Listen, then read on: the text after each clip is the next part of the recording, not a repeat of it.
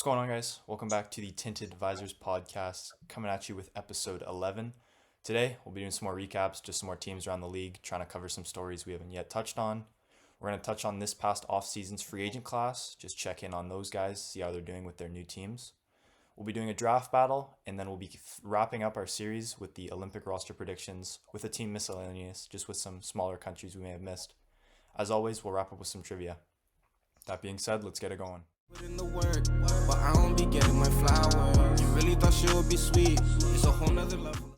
So, just before we get going here, card of the day. Kenny, what do you got today? Today, going away from hockey, first time, gonna go with my Alphonso Davies Champions League card, numbered 100 of 175. Pretty cool card just because he's from Vancouver, or played for Vancouver, obviously. And, I was lucky enough to see his last game with the Whitecaps, scored a couple goals. And then I was also lucky enough to be one of the ball boys for one of the games where he came over after and signed all of our shirts. So he's a class act of a guy. It's a great card. I spent a lot on the box, a number I'm not willing to share. But, it's a cool card. So, my card of the day, we're going with a draft day marks Quinn Hughes. It's the letter G. It is numbered 16 out of 35, so very limited collection here. It's out of, I think, SP Game Used. Didn't pull this one, got it at a show, bought it.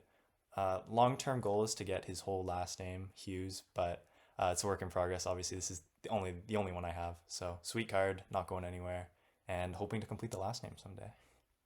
No, it's sick. And lucky enough for you, you have three players who can all fill that last name for you. So maybe you can have a few letters from Jack, a few from Luke, and then obviously the G from Quinn. Moving on, we're going to talk about some more recaps like we always do. And we're going to talk about the Coyotes. They're doing pretty well, 13-9-2, taking some leaps forward from last year. And, obviously the big guys are leading the way with Keller, Schmaltz, even Logan Cooley's up there, like we mentioned him last week. But some depth guys, Michael Carcone, he's got 12 goals kind of coming out of nowhere. He's half a goal a game. That's pretty good pace. And Connor Ingram, 11-3 record, 223 goals against average and a 930 save percentage. You can't ask for more from your goaltender, especially with, sort of a lacking defense in front of him. He's doing really well, putting up really good numbers, and he's giving them a chance to win at night in, night out. The Coyotes, it's like a new page for them. They're hopefully, taking this in strides and, going to keep it going the whole season, but they're looking good right now. The Coyotes are an absolute wagon right now. And recently a stat came out. Their last 5 wins have been against the last 5 most recent Stanley Cup champions. A stat that will stand for a long time with how random the NHL scheduling is. Just a pretty cool stat for an exciting team to watch, quite frankly, right now. And you mentioned Carcone. He's on pace for 40-plus goals. Not expected to continue, but super young, fun team to watch right now, and it'll be really cool if the Coyotes can keep this going. Moving on to another team, we got the Toronto Maple Leafs. Coming into the season, they were a cup contender. They're sporting a 12-6-4 record, sitting in the first wildcard spot, which isn't bad, but they should be doing a lot better. And the stats don't look too bad on paper, but when you take a closer look, it's a little bit concerning. The Toronto Maple Leafs have less regulation wins this year than the San Jose Sharks. So their ability to close out games is lacking, and they need to kind of pick it up because they're playing bottom-tier teams, and the games are a lot closer than they should be. And sometimes they're even losing in overtime. Losing to the Blackhawks in overtime in the United Center, not a good look. When you're a cup contender, you should be beating that team 9 times out of 10. Nylander's been kind of carrying the load for them this year, but Matthews and Marner need to step it up. Prior to Marner's hat-trick game, he had been pointless in 3 straight games, something you never want from a guy you're paying $10.9 million. I think the Leafs will kind of iron this out. They'll be fine, and they'll be in shape come playoff time, but a storyline to watch heading into December. Most likely they're going to, figure things out and, bring that sort of regulation win number up. But, it's interesting to see, especially if you go into playoffs like that and you're taking games into overtime, then anything can happen, right?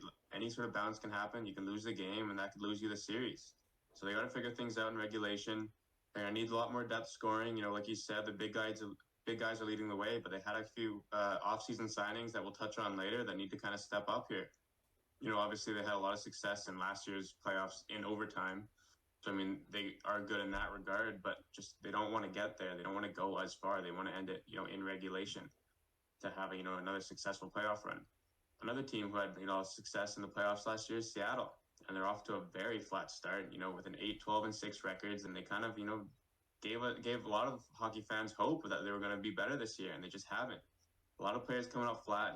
One guy who's in the spotlight right now, Vince Dunn, he's doing really well. Obviously, he got that huge contract in the offseason. But a guy like Matty Beniers, a little bit of a sophomore slump. He's only got 13 points so far, and he kind of needs to be their guy right now. He kind of needs to be leading the way and taking charge. Both goalies aren't doing too good. They don't really have the greatest numbers, and that's kind of expected. Unfortunately, Philip Grubauer's had a huge dip in numbers ever since coming into Seattle. And if they need to figure those situations out if they want to have any sort of success in this season and in any future playoffs.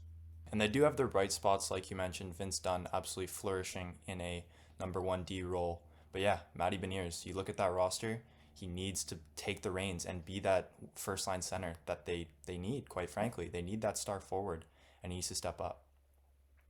Just moving on to another team here, the Florida Panthers in the Atlantic Division as well. Off to a really good start, and a lot of people weren't expecting this, losing in the Cup final, and then Ekblad and Montour both out to start the year, two of their best defensemen.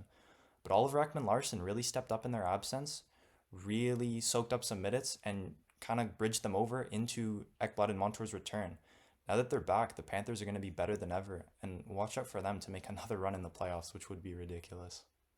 Yeah, like you said, with those injuries, sorry. I mean, especially being a Tampa fan and having Vasilevsky injured, like I just wanted my team to go 500, and that's what I assume Florida fans wanted as well. But they did even better. They had a very good record, and they're second in the division so far.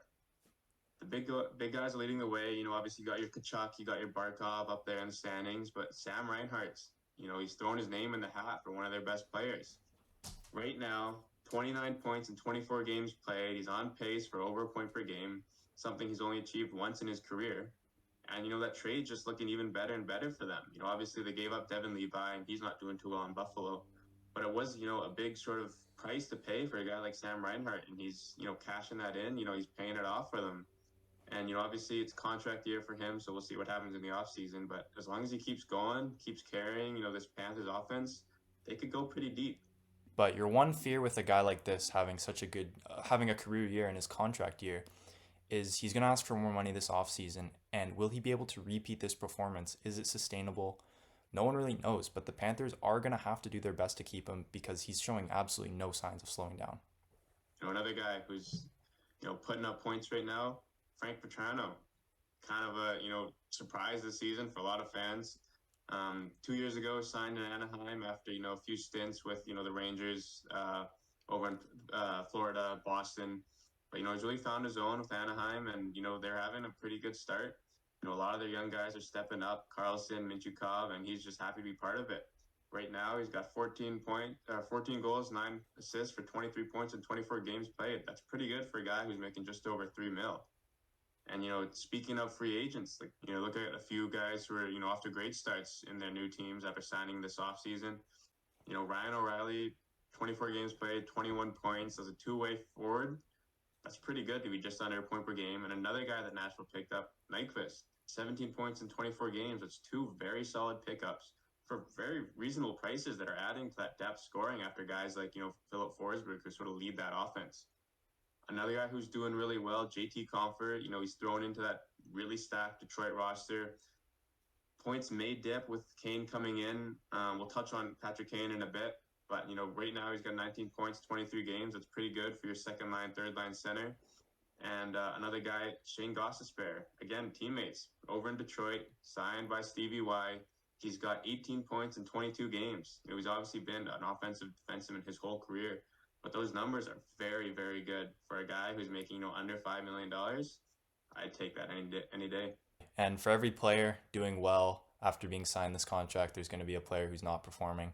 So let's talk about a couple of the Leaf signings. First off, Tyler Bertuzzi. In 22 games, he only has 5 goals, 4 assists, and 9 points. He has only been getting middle 6 minutes, but he has had time on the wing playing with guys like Marner, playing with guys like Matthews. So these numbers aren't really acceptable. He wasn't brought in to just produce and be point per game, but he was brought in to kind of mix the game up, be a little bit of an agitator, and add a bit of a scoring punch, add some depth scoring. And so far, he hasn't really done either, to be honest. He hasn't really been super agitating, hasn't dropped the gloves with anyone, hasn't gotten under the team's skin. He's not really playing in his role. And when I watch Leaf games, quite frankly, he's pretty invisible. You don't really notice him out there, and he's not really impacting the game at all. Another free agent signing, Max Domi. In 22 games, he has 12 points, but only one goal for 11 assists. He has been getting more of a bottom six role, but same thing as Bertuzzi, kind of brought in to be an agitator and add some scoring punch. And yes, he did have a bigger role in Dallas and Chicago, the teams he played for last season. So you aren't expecting those numbers to repeat, but you are expecting a little more and more than one goal. This Leafs team is starving for some depth scoring, and Domi's really got to step it up moving forward. Yeah, a lot of great guys, doing really well in the first year. A lot of guys not doing so well. One guy who hasn't started yet, Patrick Kane, signs a 1-year deal in Detroit. Brought back with a guy like Alex DeBrincat. I believe he's going to, whenever he does start, he will start in a line with him, try to regain some of that Chicago chemistry. But what a signing. A team who's already doing pretty well. They're I think they're third in the division. Great record so far. And to add a guy like that, a game breaker like that, they got Showtime in Detroit now. He's gonna do well. I think, I think he's just gonna add to that such a stacked roster. And I'm excited to see what happens. He's going to be an exciting piece for Detroit for sure, but I do have some doubts regarding this Patrick Kane signing. And there's no real risk, I guess, for Detroit. It's a 1-year deal for an old, kind of washed up Kane, but he gets reunited with DeBrincat. He could very well produce and really add to this Detroit team and make a playoff run. But this hip replacement surgery hasn't looked good in the past. Players that have gotten it just haven't looked the same after it. You look at a guy like Nicholas Backstrom who got it. Even Ryan Kessler, I believe, got the surgery as well. And I'm concerned for Kane. It's going to be a question mark if he'll be able to produce, but don't be surprised if Kane comes up flat in Detroit. Yeah, you're right. I mean, that's a very big possibility. Obviously, he's been coming out and saying that he's feeling, 100%, but that's just what he could be saying, and who knows if that's true or not. But, obviously he didn't look too good with the Rangers, looked kind of stiff. The videos I've seen so far this offseason, he looks a lot more agile, a lot better. And like you said, there's no real risk. It's a 1-year deal. It's out by the end of the season. It's a low cap hit. And, I mean, if they fall out of a playoff spot, any team's really going to pick him up as a rental. Even if they want him for a top 9, top 12 sort of forward spot, any team's going to pick him up. You dish him off for a second, third round pick. There's no real risk with Patrick Kane here. Just moving on, guys. We're going to hit you guys with another draft battle.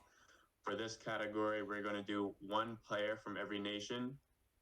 And then a side note, there will be no McDavid in this draft, just to keep things fair, like we pretty much always do. But I got first overall in the all-defenseman draft, so we're going to give Caden the first overall pick here. Thank you. And from what I've heard, I think you've kind of been wiping the floor with me in these drafts, so gotta turn it up here. So with the first pick, we'll be going with a Canadian, and we'll be taking Cale Makar for the right D spot. That's expected. For my first and second pick, we are going to go with an American. We're going to go with Quinn at lefty, and we will take, we'll go with Nikita Kucherov on right wing. Okay. So for me, I think I'll go Finland here. I'll take Mikko Rantanen for the wing, and then we'll go Sweden here. We'll go Rasmus Dahlin, wrap up the decor. Okay. We're gonna go Leon Draisaitl at center. Take out Germany here, and then we will take my goalie. We'll go Finland. We'll go with Jussi Saros. So for me, we'll go Germany as well. We'll go Tim Stützle for down the middle, and then he might play the wing, but we'll go Russia, and we'll go Andrei Vasilevsky. For the wing, he can play wing. We're going to go with Elias Pettersson. And then on my right D spot, just because I can't think of anyone else at the moment, Canadian, we're going to go with Evan Bouchard. Okay. Good pick. To wrap it up, we have USA and the debates between Jack Hughes and Austin Matthews. But just for the two-way game, we'll move Stützle to the wing, and we'll go with Austin Matthews down the middle. Wow. Two very strong teams. But let us know who you guys think won, and we'll be back with more of these in the future. All right, so just moving on, we have our 2026 Olympic roster predictions. Wrapping it up this episode with a team miscellaneous.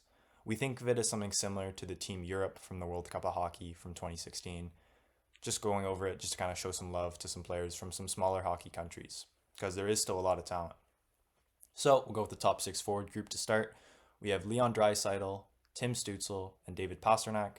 Stützle and Dry from Germany, and Pastrnak from the Czech Republic. And then the second line, we got Kevin Fiala, Nico Hischier, and Timo Meyer. An all Swiss second line, very cool, loaded top six. We think this can compete with any top country in the Olympics. Yeah, great top six. Obviously very strong and pretty cool. All Swiss line, and being as skillful as they are really shows how far the program's really gone from them. But going to the next six, we have Juraj Slafkovsky. Hopefully, he takes that step forward. Marco Rossi, Marty Necas, Nikolai Ehlers, Andrzej Kopitar if he's still around, and Max Zuccarello. Obviously, a few young guys who are just on the outside. We could see JJ Paterka from Germany sort of move in, maybe take Zuccarello's spot, or even a guy like Lucas Reichel, again from Germany, really showing how well their development's gone with a lot of young prospects. Two very skillful young guys who could easily make this team. But I feel like this team does kind of crave that veteran presence. So if Kopitar is around, I do expect him to be still good enough to make this team. We'll go to the defense. Got the top four here. We have Roman Josi from Switzerland and Mo Seider from Germany. Then the second pairing, we have Jonas Siegenthaler and Philip Hronik. Yeah, very good top four. It is kind of where they fall off in comparison to some of the top teams. But the bottom six, or the sort of bottom two pair, same draft. We got Simon Nemec and David Jiricek, and then maybe a guy like Radko Gudas or Chernak could come in, maybe if they want that toughness, maybe that older sort of presence. But so it wraps up. It's got pretty good depth, but like I said, it's kind of where it falls off when you compare it to a team like Canada or US. And then just moving on to the goalies, another hit they're taking. Not as good as the top nations, but the starting goalie would be Vitek Vanacek. Yeah, obviously, not the most ideal guy, but it's kind of who they're left off with. Could go another route and go with Merzlikins, but we think he'll go with the backup role, or even Lucas Dostal. Maybe he even jumps up to that starting role, depending on how well he develops in the next couple of years. A few guys on the outside, like we mentioned, Grubauer, but just, his numbers haven't been so well in the past couple of years. And then maybe Freddie Anderson, depends how he comes back from that injury. But yeah, after that forward group, kind of just goes downhill for this, hypothetical Team Europe. Obviously, we both know that there is no Team Europe, but it's sort of a hypothetical roster, just showing how well some of these smaller countries are doing in their developments. But yeah, let us know what you guys think. Check it out on TikTok. There's obviously a lot of love coming from there. There's a lot of great comments, and obviously some stuff that we might address, later on, and sort of take into account other people's opinions, because we do appreciate everyone's sort of point of views.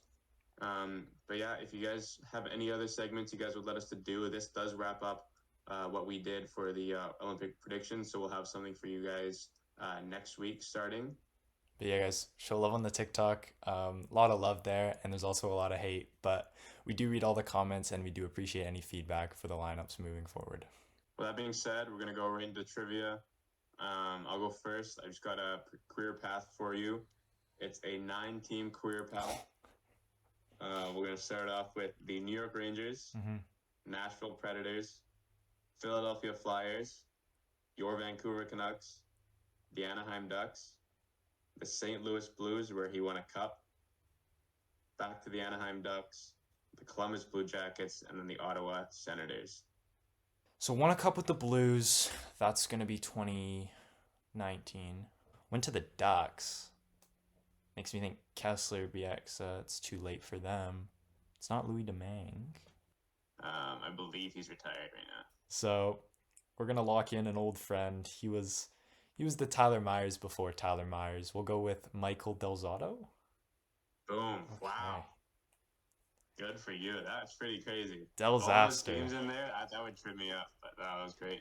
All right, Kenny. So for you, got a little bit of an interesting one here. I like finding the new ideas for trivia. So I'm going to name a player, and you just have to tell me who's in this guy's trade tree. So the first name that came to mind, it's a pretty ridiculous one. So there's quite a few names. There's some notables, some not so much. But if you can name 3 in this trade tree, 3 lives, name 3. The player is Derek Brassard. So it can be players he was traded with or for. Mika Zibanejad. That is correct. There's 1. Brandon Dubinsky. That is incorrect. You have 2 lives left.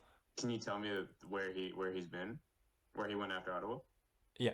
Then he was involved in a 3-team trade. He went to Pittsburgh for that cup run, I believe, or for a playoff push. And then a year later, he was traded to Florida. And then Florida, Colorado. Otto went to Pittsburgh. I believe it was for Jared McCann. Jared McCann is correct. Is Anton Forsberg in there? Anton Forsberg is not in here. Good guess. Okay. One live left, one player to name. I feel like there was a goalie in there. That's why I said Forsberg. Is it? Who you thinking Is of? it Philip Gustafson? Philip Gustafson is correct. Did go to Is it? Ottawa in that trade. Wow. Okay. That's some knowledge. So some other notables that Nick Bukestad went with McCann to Pittsburgh for him. Yeah. Okay. Ian Cole also went to Ottawa from Pittsburgh. Oh. Ryan Reeves is also involved in this 3-team trade. Condre Miller was also a draft pick that was traded. And some Canucks. Derek Dorsett was involved in one of the trades. And the pick that turned into Niels Oman actually was involved in one of the trades. Well, you did well. That was a curveball for sure, and I thought that would be way too hard. But hockey. That was a fun one. Yeah, that tested my knowledge. Next one I got for you, Caden. We usually do last 10 winners of awards. Today we're gonna go with the Rocket. So if you can name me the last 10 different Rocket winners, it does get tricky because it dates back to the 03-04 season. Oh. But in that season there were 3 winners, so I would take any one of them. Jeez, really testing me here. Okay. Yep. I'm not gonna go in order to start. We'll go Alex Ovechkin just to knock out some years. Austin Matthews. I'll say Connor McDavid to be safe last year. Weren't there 2 winners like David Pastrnak? Dates back to Steven Stamkos. Yep, that's one. I really don't want to say his Leon Draisaitl. That is incorrect. So that's one life lost. That's a good guess. I mean, like 50 goals over and over. See, I don't know how much of a goal scorer Crosby was, but Sidney Crosby? Okay. That's correct. I just don't think of him as a big rocket, like a big That's goal fair. scorer That's guy. fair. That's Okay. fair. That's what I thought. Okay, there's Alfie, there's Heatley. No, I'm gonna say Danny Heatley right now. Dan Healy's incorrect. No way. Down to the last life. Oh no. 4 more to go. Daniel Alfredson? That is incorrect, unfortunately. Nah, Rick Nash? Who was it? Rick Nash is, Oh Rick my Nash is the 03-04. But going back in time, Corey Perry was the next one up. Vinny LeCavalier. Okay. Jonathan Chichu. That was going to be a little bit Absolutely not. And then Nash, Kovalchuk, and Iginla tied in that one year. Kovalchuk. Funny enough, though, Rick Nash had 41 goals and only 16 assists. I guess there was just no help in Columbus. Did not know how to pass minus the puck. 35 that year. Rick Nash was? Yes. Whoa. Bad Blue Jacket team. That's unreal. Okay. That one was hard, but sticking on the award trends, I'm going to throw it right back to you. We're going to go, can you name the last 10 different Selke Trophy winners? Obviously dominated by one guy, 2-man show for a bit. So this one does go back to the season before the lockout. So we're going 03-04. No order. We'll go Kopitar. That's correct. Bergeron. Correct. Couturier. Couturier is correct. Yeah, there's 3. I was not sure about that. Ryan O'Reilly. Ryan O'Reilly is correct. Pavel Datsyuk. Pavel Datsyuk is correct. Ryan Kessler. Ryan Kessler is correct for 2010-2011. Jonathan Taves. Jonathan Taves is correct. 7 for 7. Alexander Barkov. Alexander Barkov is correct. And these 2 are like above and beyond the 2 hardest to name. Okay. Do you want a hint? We'll go Koivu. Koivu? Koivu? Yeah. So, Saku, Miko, whichever Koivu, it's all incorrect. It makes me want to say Joe Sakic, so I'm just going to go with Joe Sakic. Joe Sakic is incorrect. Screw it. Steve Eisner? Stevie Y is incorrect, but he has won the Selke before. So I'll give you the extra life. Is it Danny Briere? Danny Briere is incorrect. Yeah. You were looking for Rod Brindamore. 03-04 was Chris Draper of the Red Wings. No chance. Yeah, I never really thought, but I was hoping you'd get the Brindamore one. but some good That was guesses. gettable. That was Yeah, gettable. you did well. You knocked out the ones I thought you would really fast. The last two. Draper was a challenge. I don't think you were ever getting there, but Brindamore certainly could have. Thank you guys so much for watching. That wraps up today. Had a lot of fun. We'll come back at you next week for episode 12. Kenny, any words? So thanks for watching. Make sure to follow our other socials. We post on TikTok a lot. Same with Instagram. But yeah, thanks for watching. We'll have some new stuff for you guys next week. And until then, take care. Put in the work, but I don't be getting my flowers. You really thought she would be sweet. It's a whole nother level.